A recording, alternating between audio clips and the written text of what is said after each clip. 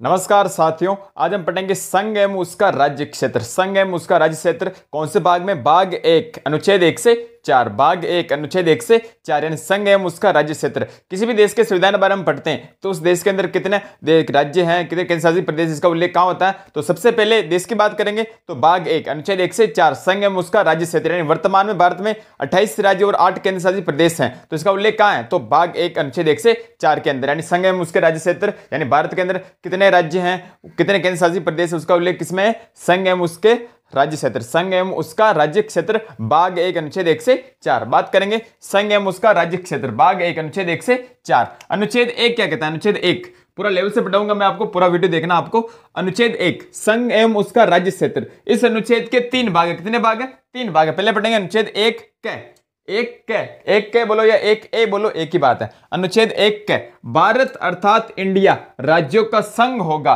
समूह नहीं। भारत अर्थात इंडिया राज्यों का संघ होगा, समूह नहीं। वेरी वेरी इंपॉर्टेंट बात आ रही है कि भारत अर्थात इंडिया राज्यों का क्या होगा? संघ होगा। क्या होगा? संघ यानी यूनियन होगा, फेडरलिज्म नहीं होगा। ध्यान रखना, आगे बताऊंगा मैं। भारत तथा इंडिया राज्यों का संघ होगा, यूनियन होगा, ना कि समूह। ये समूह नहीं है कोई, ये क्या है? एक संघ है। क्या है? संघ है। व्याख्या करेंगे इसकी, तो व्याख्या देखिए। देश का नाम क्या है? भारत या इंडिया। इस देश के संविधान में दो ही नाम मिलते हैं, भारत या इंडिया। भारत तथा इंडिया, हिंदुस्तान नाम नहीं मिलता, ध्यान रखना इस बात का। तो भारत या इंडिया, तो इस देश के कितने नाम है? भारत या इंडिया। ठीक है, हमारे देश के, हमारा देश क्या है? हमारा देश है राज्यों का संघ है, समूह नहीं। भारत देश राज्यों का संघ है, समूह नहीं। हमारा देश क्या? राज्यों का संघ है, समूह नहीं हमारा देश। ओके। शासन प्रणाली, हमारे देश में कैसी शासन प्रणाली है? संघात्मक शासन प्रणाली है। Very very important. हमारे देश में कैसी शासन प्रणाली है? संघात्मक शासन प्रणाली है। कैसी? संघात्मक शासन प्रणाली है। ठीक है, विशेष लगेगा आप लिखना विशेष। विश्व में 2 प्रकार की शासन प्रणाली पाई जाती है। विश्व के अंदर 2 प्रकार की शासन प्रणाली पाई जाती है। पहली एकात्मक, दूसरी संघात्मक। पहली एकात्मक, दूसरी संघात्मक। एकात्मक और संघात्मक ऐसे तुलनात्मक रूप में पढ़ेंगे हम, एकात्मक और संघात्मक। एकात्मक में क्या होता है? इस शासन प्रणाली में संपूर्ण शक्ति का स्रोत क्या होता है? केंद्र होता है। एकात्मक शासन प्रणाली में संपूर्ण शक्ति का स्रोत क्या हो? कौन होता है? केंद्र। केंद्र के पास संपूर्ण शक्ति होती है, उसमें राज्य का कोई रोल नहीं होता। तो एकात्मक शासन प्रणाली में संपूर्ण शक्ति का स्रोत कौन होता है? केंद्र होता है। जबकि संघात्मक शासन प्रणाली में शक्तियों का विभाजन पाया जाता है। संघात्मक शासन प्रणाली में शक्तियों का विभाजन पाया जाता है। पहला पॉइंट क्लियर। दूसरा लिखिए, एकात्मक के अंदर इस शासन प्रणाली में शक्तियों का विभाजन नहीं होता है। संघात्मक शक्ति का विभाजन हो रहा है, जबकि इसमें शक्तियों का विभाजन नहीं हो रहा, क्योंकि केंद्र के पास शक्तियां सभी। ठीक है, और संघात्मक शासन प्रणाली में शक्तियों का विभाजन केंद्र प्लस राज्य में विभाजित होती है। यानी संघात्मक यानी इस शासन प्रणाली में शक्तियां केंद्र और राज्य में विभाजित होती है। किसमें? केंद्र और राज्य में, संघात्मक के अंदर। ठीक है, उदाहरण की बात करें एकात्मक वाले कौन से देश हैं एकात्मक शासन प्रणाली वाले? तो Britain, Norway, Sweden, Belgium, France. Britain, Norway, Sweden, Belgium, France. Britain, Norway, Sweden, Belgium, France, इसमें एकात्मक शासन प्रणाली पाई जाती है। यानी केंद्र का ही सर्वोच्च है, उसमें राज्य का कोई रोल नहीं है, स्टेट का रोल नहीं है। जबकि संघात्मक शासन प्रणाली किन देशों में पाई जाती है? संघात्मक शासन प्रणाली अमेरिका, भारत, कनाडा, ऑस्ट्रेलिया और स्विट्जरलैंड।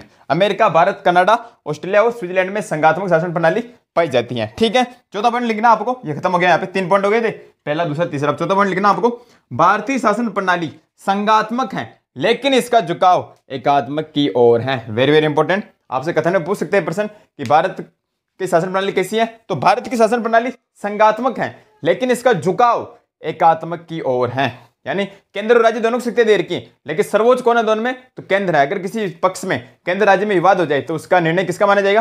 केंद्र का माना जाएगा। तो है तो संघात्मक शासन प्रणाली भारत में, लेकिन इसका झुकाव किसकी ओर है? एकात्मक की ओर है। आगे होगा समझ में, रिपीट करते हैं पूरा। देखिए, संघ एवं उसका राज्य क्षेत्र भाग 1 अनुच्छेद 1 से 4। अनुच्छेद 1 संघ एवं उसका राज्य क्षेत्र। इस अनुच्छेद के 3 भाग है। पहला अनुच्छेद 1 के या 1 ए बोलो, एक ही बात है। भारत अर्थात इंडिया राज्यों का संघ होगा, यूनियन होगा, समूह नहीं। भारत अर्थात इंडिया राज्यों का क्या होगा? संघ होगा, समूह नहीं। संघ के लिए क्या शब्द आएगा? यूनियन। ठीक है, व्याख्या। देश का नाम क्या? भारत या इंडिया, 2 नाम ही मिलते हैं। हमारा देश क्या है? राज्यों का संघ है, समूह नहीं। शासन प्रणाली हमारे देश में संघात्मक शासन प्रणाली है। ठीक है, विशेष लगाए लिखना, विश्व में 2 प्रकार की शासन प्रणाली पाई जाती है, एकात्मक और संघात्मक। एकात्मक, इस शासन प्रणाली में संपूर्ण शक्ति का स्रोत केंद्र होता है, जबकि संघात्मक शासन प्रणाली में इस शासन प्रणाली में शक्ति का विभाजन पाया जाता है। एकात्मक के अंदर एकात्मक इस शासन प्रणाली में शक्तियों का विभाजन नहीं पाया जाता है, जबकि संघात्मक में इस शासन प्रणाली में शक्तियां केंद्र और राज्य में विभाजित होती हैं। एकात्मक शासन प्रणाली वाले देश कौन से? एकात्मक शासन प्रणाली वाले देश हैं Britain, Norway, Sweden, Belgium, France. और संघात्मक शासन प्रणाली वाले देश हैं America, Bharat, Canada, Australia, Switzerland. ठीक है, चौथा पॉइंट लिखना आपको, भारतीय शासन प्रणाली संघात्मक है लेकिन इसका झुकाव एकात्मक की ओर है। क्लियर है? स्क्रीनशॉट लीजिए, आगे बढ़ते हैं।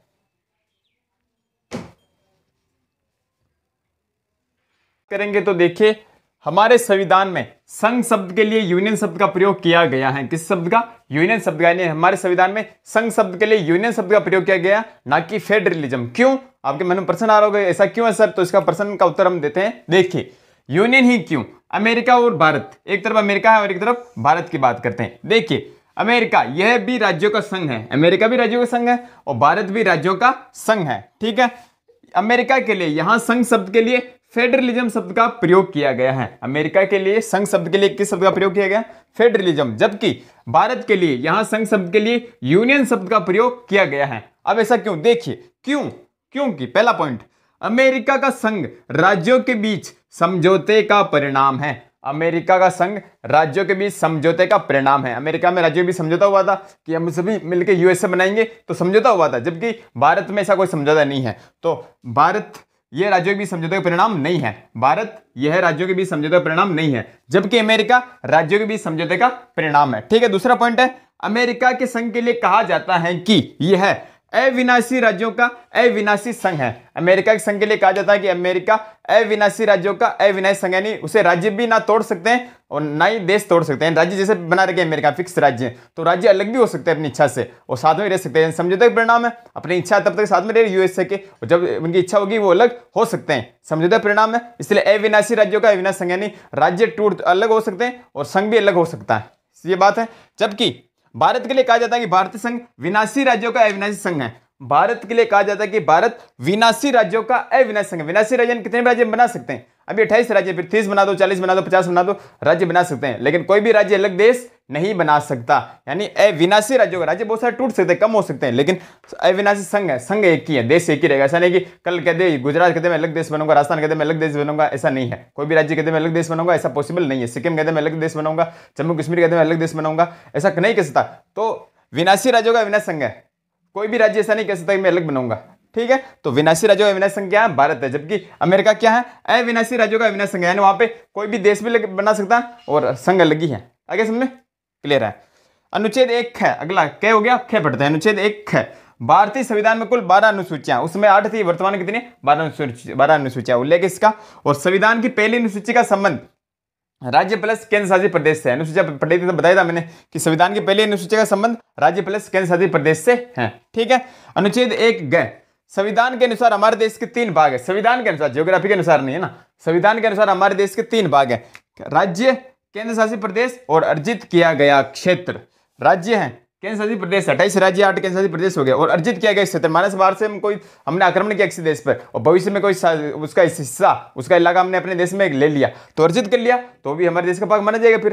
ठीक है, तो राज्य, केंद्र शासित प्रदेश और अर्जित किया गया क्षेत्र हमारे देश के 3 भाग है। रिपीट करते हैं पूरा, देखिए हमारे संविधान में संघ शब्द के लिए यूनियन शब्द का प्रयोग किया गया है। यूनियन ही क्यों? एक तरफ अमेरिका का चार्ट, एक तरफ भारत। अमेरिका यह राज्यों का संघ है, भारत भी राज्यों का संघ है। अमेरिका में संघ शब्द के लिए फेडरलिज्म शब्द का प्रयोग किया गया, जबकि भारत में संघ शब्द के लिए यूनियन शब्द का प्रयोग किया गया है। क्यों? अमेरिका का संघ राज्यों के बीच समझौते का परिणाम है, अमेरिका का संघ राज्यों के बीच समझौते का परिणाम है, जबकि भारत राज्यों के बीच समझौते का परिणाम नहीं है, कोई समझौता नहीं हुआ था। ठीक है, अमेरिका के संघ के लिए कहा जाता है कि अविनाशी राज्यों का अविनाशी संघ, यानी राज्य टूट सकते हैं, अलग देश बना सकते हैं, लेकिन उस राज्य से अलग टुकड़े नहीं हो सकते। जैसे कोई कुल राज्य माने 50 है तो 50 ही रहेंगे, ऐसा नहीं 50 से कम राज्य हो जाए। ठीक है, और संघ भी एक ही रहेगा। ठीक है, तो अविनाशी राज्यों का अविनाशी संघ है, जबकि भारत के लिए कहा जाता है कि भारतीय संघ विनाशी राज्यों का अविनाशी संघ है। राज्य टूट सकते हैं, बहुत सारे राज्य बन सकते हैं, लेकिन देश एक ही रहेगा, भारत। ठीक है, अनुच्छेद 1 है, भारतीय संविधान में कुल 12 अनुसूचियां हैं। संविधान की पहली अनुसूची का संबंध राज्य प्लस केंद्र शासित प्रदेश से है। ठीक है, अनुच्छेद 1 ग, संविधान के अनुसार हमारे देश के 3 भाग हैं, राज्य, केंद्र शासित प्रदेश और अर्जित किया गया क्षेत्र। स्क्रीनशॉट लीजिए, आगे पढ़ते हैं। अनुच्छेद 2 व 3, अगले अनुच्छेद है 2 व 3। अब एक प्रश्न आता है कि नए राज्यों का निर्माण करने की शक्ति किसमें निहित है? राष्ट्रपति, प्रधानमंत्री, लोकसभा अध्यक्ष या संसद? तो इसका उत्तर क्या होगा?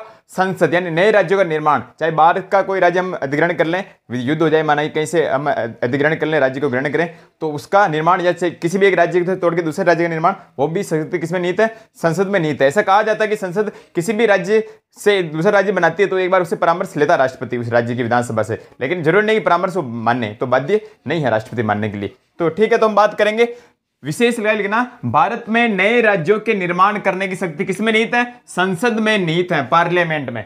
भारत में नए राज्यों के निर्माण करने की शक्ति संसद यानी पार्लियामेंट में निहित है। अब अगला अनुच्छेद है 2 व 3, अनुच्छेद 2 व 3 कंपेरिजन में पढ़ूंगा, आपको बिल्कुल क्लियर आ जाएगा। पॉलिटिकल साइंस आपको हमेशा कंपेरिजन है, तुलनात्मक रूप में ही पढ़नी है, तभी आपको पढ़ने का आनंद आएगा और समझने में आपको समस्या नहीं आएगी, कोई दिक्कत नहीं आएगी। तो अनुच्छेद 2 व अनुच्छेद 3, अनुच्छेद 2 में क्या है कि संसद विधि, विधि यानी क्या होता है? कानून। संसद विधि बनाकर संघ यानी केंद्र में, संसद विधि बनाकर संघ में नए राज्यों की स्थापना और उनका गठन कर सकती हैं। अनुच्छेद 2 क्या, ध्यान सुनना, कि संसद विधि बनाकर संघ में पहला नए राज्यों की स्थापना और दूसरा उनका गठन कर सकती हैं। ठीक है। अनुच्छेद 3 में क्या, तो इसमें भी यही चीज है कि संसद विधि बनाकर संघ में पहला नए राज्यों की स्थापना कर सकती है, दूसरा उनका गठन कर सकती है और तीसरा नाम सीमा क्षेत्रों में परिवर्तन कर सकती हैं। दोनों चीजें सेम सेम लग रही है आपको कि अनुच्छेद 2 में भी ये लिख रखा कि संसद विधि बनाकर नए राज्यों की स्थापना कर सकती है, उनका गठन कर सकती है। अनुच्छेद 3 में भी ये चीज लिखी है कि संसद विधि बनाकर नए राज्यों की स्थापना, उनका गठन कर सकती है और नाम सीमा क्षेत्रों में परिवर्तन कर सकती है। तो अंतर क्या है दोनों में, ध्यान से सुनना। अनुच्छेद 2 विशेष लिखना कि संसद अनुच्छेद 2 के तहत उन क्षेत्रों को शामिल करती हैं जो भारत की सीमा के बाहर हैं, यानी भारत की सीमा से जो बाहर वाले क्षेत्र हैं उनको शामिल करती हैं। जैसे बाहर से अंदर की, अर्थात क्या है, हम लोग बाहर से अंदर कोई बाहर वाला राज्य उसको हम अधिग्रहण कर लें। जैसे सिक्किम पहले भारत का हिस्सा नहीं था, लेकिन इससे फिर 2 संविधान संशोधन हुए थे, 35 और 36, अभी बताऊंगा मैं। तो संविधान संशोधन द्वारा सिक्किम को भारत का राज्य बना लिया गया।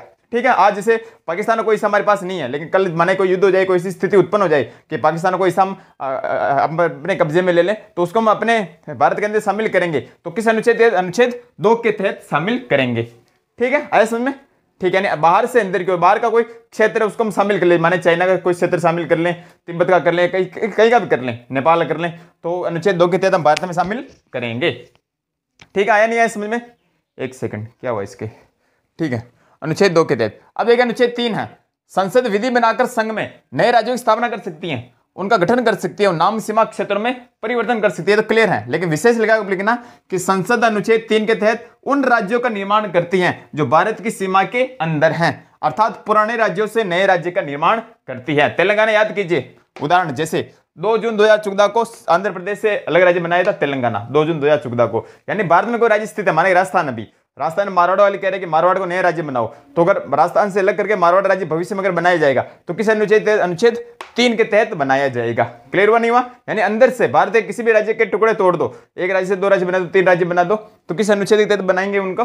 अनुच्छेद 3 के तहत उनका निर्माण करेंगे। यानी बाहर से किसी राज्य को हम अंदर लें, बाहर से किसी क्षेत्र का हम अधिग्रहण करें, उसको भारत में शामिल करें, तो अनुच्छेद 2 के तहत शामिल करेंगे। और भारत के किसी राज्य के हम 2 टुकड़े करें, 3 टुकड़े करें, 4 टुकड़े करके उसके अलग अलग राज्य बनाएं, तो अनुच्छेद 3 के तहत हम बनाएंगे। क्लियर है? अब नीचे आपको लिखना, नोट लगा के, संसद ने 35वें संविधान संशोधन 1974 के तहत सिक्किम को संबंध या शहर राज्य का दर्जा दिया। वेरी वेरी इंपॉर्टेंट, बहुत बार पूछा गया है कि सिक्किम को किस संविधान संशोधन द्वारा शहर राज्य या संबंध राज्य का दर्जा दिया गया?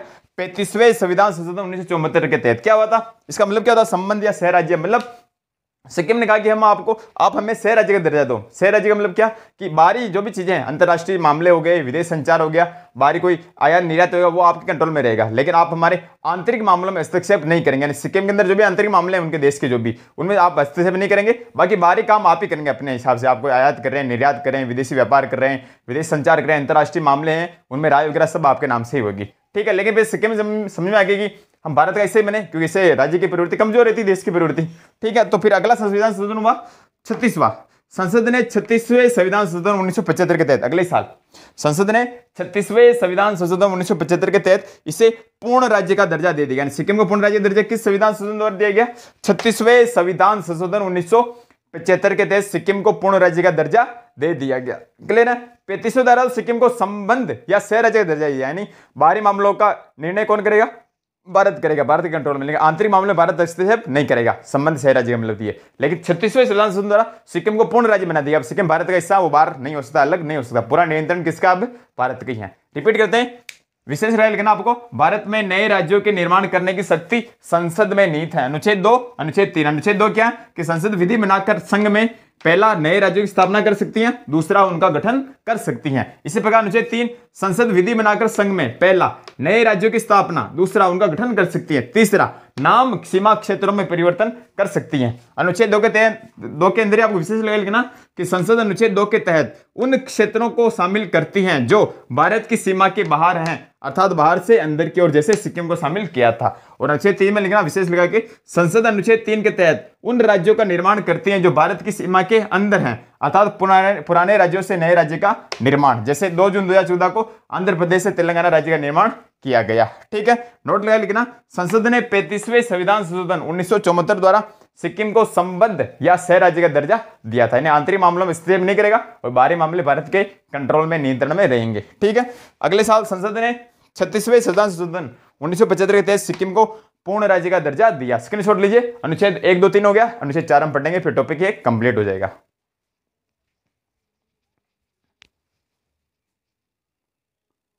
आगे कि संसद नए राज्यों का निर्माण कैसे करती है, कैसा बहुमत होता है, कौन से अनुच्छेद तहत करती है, तो अगला अनुच्छेद पढ़ेंगे, अनुच्छेद 4। अनुच्छेद 4 के तहत संसद नए राज्यों का निर्माण करती है जो अपने साधारण बहुमत से करती है। किस बहुमत से, साधारण बहुमत से। यानी अनुच्छेद 368 होता है, अनुच्छेद 368 संविधान संशोधन की प्रक्रिया, उसके तहत नहीं होता है। अनुच्छेद 4 के तहत करती है नए राज्यों का निर्माण और साधारण बहुमत से करती है, और साधारण बहुमत संविधान संशोधन में काउंट नहीं होते हैं। साधारण बहुमत से किए जाने वाले संशोधन संविधान संशोधन में काउंट नहीं होते, शामिल नहीं होते। अपन पढ़ते हैं 42वां संविधान संशोधन, 44वां संविधान संशोधन, पढ़ते हैं 100वां संविधान संशोधन, तो उसमें संविधान संशोधन शामिल नहीं होते। जैसे तेलंगाना राज्य बनाया गया था 2 जून 2014 को आंध्र प्रदेश से, उस समय कोई भी संविधान संशोधन नहीं हुआ था, क्योंकि अनुच्छेद 4 के तहत संसद अपने साधारण बहुमत से नए राज्यों का निर्माण करती है, अनुच्छेद 368 के तहत नहीं करती है। क्लियर है, तो पढ़िए अनुच्छेद 4। अनुच्छेद 4, संसद भारत में जितने भी नए राज्यों का निर्माण करेगी वह अपने साधारण बहुमत से करेगी। वेरी वेरी इंपॉर्टेंट, संसद भारत में जितने भी नए राज्यों का निर्माण करती है वह अपने साधारण बहुमत से करती है। अब आपके दिमाग में प्रश्न आ रहा होगा कि साधारण बहुमत क्या है, तो 2 चीज मैं बताता हूं, नोट लगा लिखिए, साधारण बहुमत और विशेष बहुमत। साधारण बहुमत और विशेष बहुमत। साधारण बहुमत क्या है, पहला पढ़िए, संसद के प्रत्येक सदन में उपस्थित एवं मतदान करने वालों का बहुमत, यानी 50% प्लस 1, आधे से अधिक। आधे से अधिक संसद में, जैसे कुल सीटें होती हैं, संसद दोनों सदन हो गए, लोकसभा राज्यसभा, तो लोकसभा में जितने सदस्य उपस्थित माने 300 हैं, तो उनके उपस्थित और मतदान करने वाले जो वोट देंगे 300 वोट देंगे, तो आधा कितने हो गए, 150 प्लस 1 यानी 151 अगर वोट आ गए, मत प्राप्त हो गया, तो सामान्य संशोधन माना जाएगा, सामान्य बहुमत माना जाएगा, पारित हो जाएगा। आया नहीं समझे, रिपीट करता हूं, देखिए साधारण बहुमत, संसद के प्रत्येक सदन यानी लोकसभा और राज्यसभा में उपस्थित जितने सदस्य उपस्थित है, 500 में से माने 400 300 जितने भी सदस्य उपस्थित हैं, तो उपस्थित है मतदान, जो वोट देंगे उस पक्ष में मतदान देने वालों का बहुमत यानी 50% प्लस 1 यानी आधे से अधिक। आधे से अधिक ऐसे याद करो, आधे से अधिक यानी 500 जने हैं, मानेगी 500 जने हैं और वोट दे रहे हैं 500 जने, तो 250 प्लस 1 यानी 251 वोट पक्ष में आ गए, तो साधारण बहुमत वो पारित माना जाएगा और नए राज्य का निर्माण संसद कर सकती है प्रत्येक सदन में ना, लोकसभा और राज्यसभा में। ठीक है, दूसरा होता है विशेष बहुमत, यानी कुल सदस्य संख्या का बहुमत। कुल सदस्य संख्या, जैसे कुल लोकसभा सीटें कितनी है उसका बहुमत, राज्यसभा सीटें कितनी उनका बहुमत, यानी 50% प्लस 1 वो तो होना ही चाहिए, कुल सदस्य संख्या बहुमत प्लस उपस्थित एवं मतदान करने वालों का 2/3 बहुमत। उपस्थित एवं मतदान करने माने, जैसे सीटें मानेगी, कुल सीटें 552 मानेगी, समझा रहा हूं मैंने, 552 उपस्थित हुए मानेगी 500 ही हुए, 500 नहीं हुए मानेगी उपस्थित हुए 400 ही हुए, तो इसका 2/3 बहुमत चाहिए उपस्थित मतदान करने वाले का, और कुल सदस्य संख्या का बहुमत ही चाहिए आधे से 1, इसका आधे से 1 निकाल लो, वो भी चाहिए। आया नहीं है समझ में, यानी कुल सदस्य संख्या जितने माने 500 है, तो उसका आधे से कितना हो गया, 251 हो ही रहा, उतने वोट चाहिए, और वोट कितने दे रहे हैं उनका 2/3 बहुमत चाहिए। यानी विशेष बहुमत, रिपीट करता हूं, कुल सदस्य संख्या का बहुमत 50% प्लस 1 माने लोग 250 सीटें, तो 250 आदि कर लो, 50% प्लस 1 उतने वोट कम से कम चाहिए, तथा उपस्थित मतदान करने वाले 2/3 बहुमत। ऐसा नहीं कि केवल 100 जने इस सभा में और वोट दे रहे हैं, नहीं, 100 का फिर 2/3 बनेगा नहीं, उतना होना चाहिए कम से कम, तो दोनों कंडीशन लागू होनी चाहिए। विशेष बहुमत थोड़ी टफ प्रक्रिया होती है, आइए सुनने, रिपीट करते हैं। अनुच्छेद 4, संसद भारत में जितने भी नए राज्यों का निर्माण करेगी वह अपने साधारण बहुमत से करेगी, संविधान संशोधन में शामिल नहीं माना जाएगा। क्लियर है, नोट, साधारण बहुमत, संसद के प्रत्येक सदन में उपस्थित मतदान देने वालों का बहुमत यानी 50% प्लस 1 यानी आधे से अधिक। और दूसरा विशेष बहुमत, कुल सदस्य संख्या का बहुमत 50% प्लस आधी से अधिक तो ही है, एवं उपस्थित एवं मतदान करने वालों का 2/3 बहुमत चाहिए।